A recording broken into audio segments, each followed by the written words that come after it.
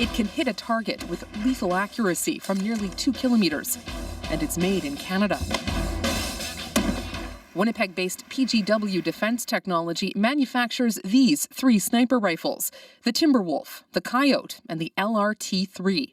Among PGW's clients, the Canadian Forces, the U.S. Marines, and the Royal Saudi Land Force. In fact, Saudi Arabia is one of Canada's top buyers of military equipment, $1.5 billion over a 10-year period, more than $28 million in guns and rifles alone.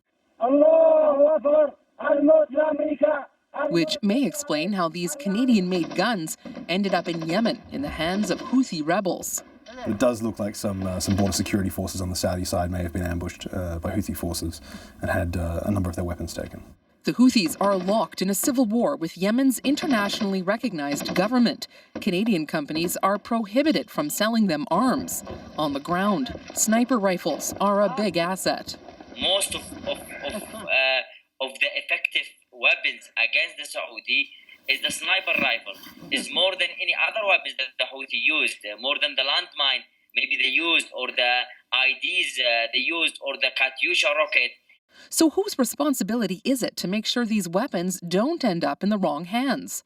In a statement to CBC, PGW Defense Technology said all of our exports are undertaken via the authority of export permits which are issued by the Government of Canada.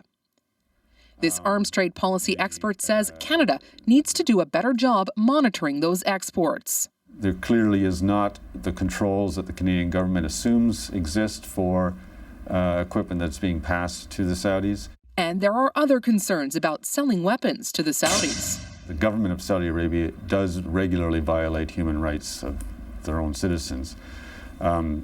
Groups like Amnesty International, Human Rights Watch rank Saudi Arabia as one of the worst human rights offenders on a regular basis. For its part, the Government of Canada says it has some of the strongest export controls in the world, and it says it is unaware of any Canadian-made weapons in Yemen.